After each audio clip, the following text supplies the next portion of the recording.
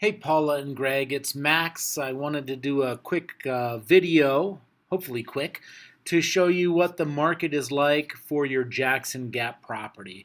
So I did a MLS search, and these are the four comps that I came up with. I wanted to stay fairly recent in time.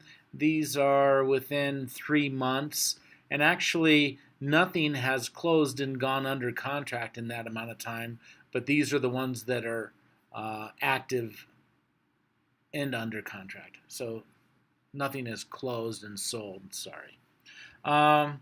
So what I do is I take this data and then I put it into my own spreadsheet so I can manipulate things and edit.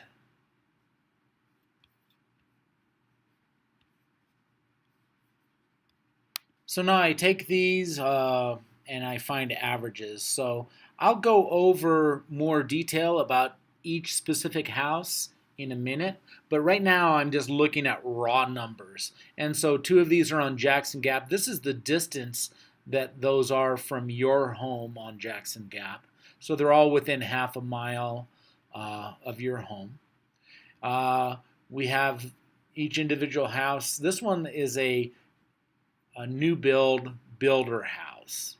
So what I'm looking to do is compare it to your house. This tan line here is your house as far as its beds, baths, above grade square footage. These are all ranches.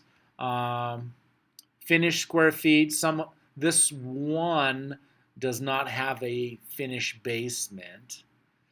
The total square feet, that's above whether and below whether it's finished or not, and the price and the lot size. I put this one in red because it's on a little bit more than an acre. So when I averaged these lots, I didn't include that one to skew the numbers. These are the lots similar in size to yours, and these are days on the market. So if we look at yours, we have an extra bedroom in the basement. On average, nobody else has an extra bedroom in the basement. The above grade square footage on average is very close to yours, within 20 square feet or less. The finished square feet on average, yours has more finished square footage than these four homes. And the total square footage, yours on average is larger than the average total square foot. And then the average price on these four, and again, these under contract prices, these are not the contract price. We don't know the contract price. This is the price when they went under contract. This is what they were asking. So when I look at these two that are under contract within 8 and 7 days on the market, they're probably, the contracts are very similar to those prices. I doubt if there would be a lot of give on those. Maybe this one that is almost 2.5 months on the market might have given a little bit more on the contract. But we won't know that final number until these close. And they typically close at the end of the month. So I would think by the end, in the next couple weeks, we might have some actual numbers on these. And that's kind of what I was waiting for. But I wanted to get this out to you, and I'll just have to revise it. So let's see. The lots, yours is very similar in lot, and yours does have that proximity to the open space, which increases the feeling of the lot. So your lot is very comparable to probably most of these except the acre property. The year built, oh, I don't have your year built in here. Let's see. Yours was built in 2013. So I edited that, and on average, they're 2013, and that's when yours was built. So this gives us a little bit of a idea of what's going on in the market. So what I want to do now is I want to look at these individual houses. And so let's look at some of the features and finishes and see how they compare to yours. I think that, as you know, nobody would recommend owning a house the length of time that you have owned that house, but this market might just be the saving grace of that. This is the new build that is the builder, and it seems like it has lots of bells and whistles. It seems like this is kind of has that same feel to your Richmond home. Yeah, right there, that big slider. This could be your Richmond home.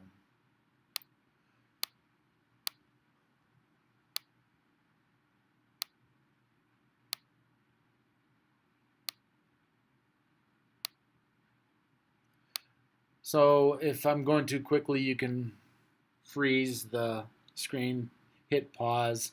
It has plantation shutters. You can kind of just see the finishes that they have put in this house. I got to go back and look. This could be your floor plan on white fur.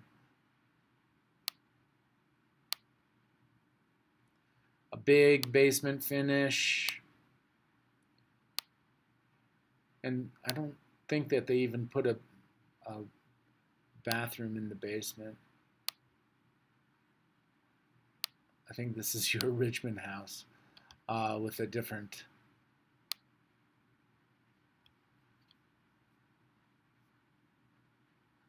The model is the Coulter Pine, and this is a Shea home, so it's not your Richmond, but it's pretty close. So that's that one. Let's take a real quick peek at the next one. This is funny. This one, they have one picture. How in the world do you have a property on the market for a month? They went on the 8th, the 1st of August, and they went under contract the 1st of September, and it has one photo. So this is the one that doesn't have the finished basement. If we look at the square footage someplace, right here, the above grade square footage is the same as the finished square footage. So there's no finish in the basement. It went under contract in 1 month. They're asking $630. So it's similar in size to yours above grade. I don't know what the finishes are, but they have a totally unfinished basement. So you know that there's a lot of value missing in that one. And they were on the market for a month. They might have given a little bit, but probably not a lot. No photos. Great marketing. The next one, this one went under contract. So they started at, let's say, $775. They dropped it about $10,000, and then they went under contract. So they started in July 17th, and they went under contract, and that one was the one, I believe, 71 days on the market. So probably even under the 765 is where they're under contract. Again, I hope to know in the next couple days once it closes. But this one is very similar in size to yours. Let's look at the finishes and see what they have.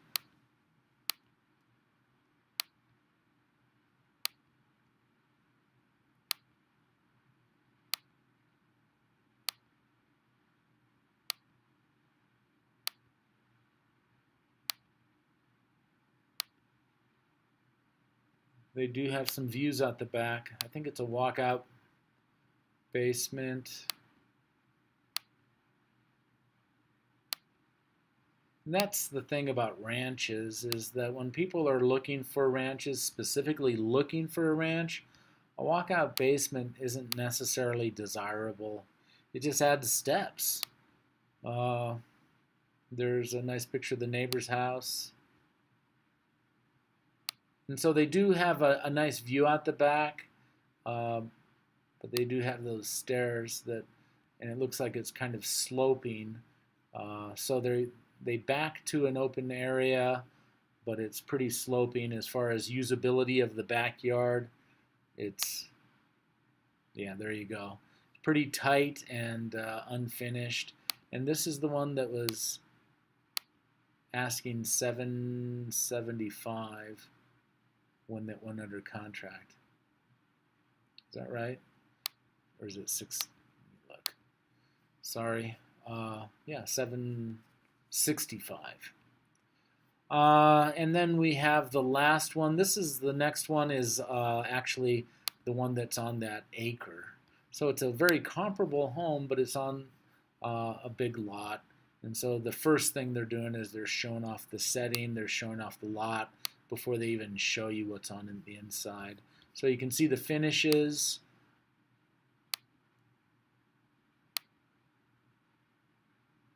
It has a Brazilian cherry floor. Looks like it's another walkout.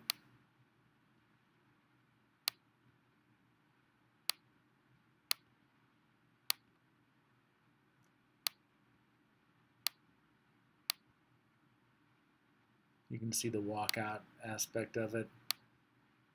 But it's the acre lot.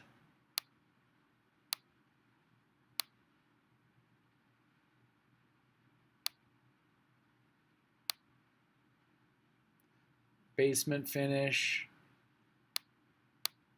Kind of a media room without media there.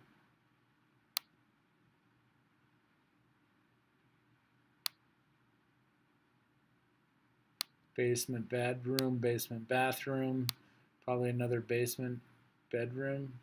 We'll look at the bedroom features. So again, it's a walkout. It's a walkout, I believe. No, it's not. It just slopes away, so it slopes really a lot. So it gave that feel of that second story. So you walk right out onto concrete. So it's nice in that aspect for people looking for a ranch.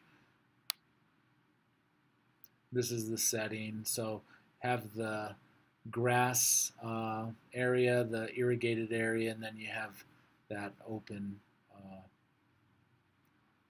rough area. So look at the house next to it. Look at that house. Looks to be double the size of this house. It's kind of odd little thing, isn't it? It's not little, but that's big. It's huge. So, yeah.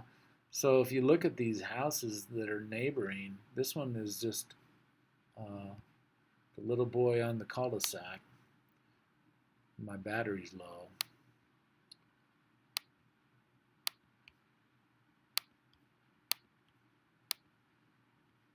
So let's see. I was going to look at that one was on the market for 9 days before it went under contract. So I doubt if there was any give in that price. And I wanted to see, so on the main level, it's kind of odd. There's just that one bedroom on the main level. One bedroom on the main level, and then 2 bedrooms in the basement. So I think that's kind of an odd floor plan like that.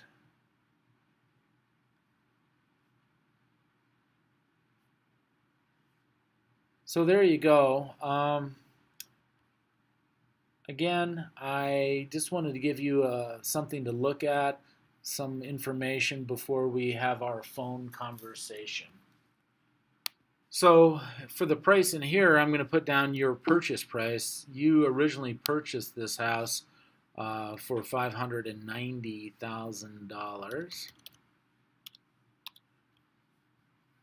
And I think on average, if you look, I think that, I don't know the final number, I'm sure Paula knows, as far as what money you put into your property. But like I said, in most cases, people would say, man, if you live in a house, the amount of time that you live, you're going to take a hit. Uh, I know you put a lot of money into the house, but I think because of our market, I think that you'll be able to come out pretty okay from this.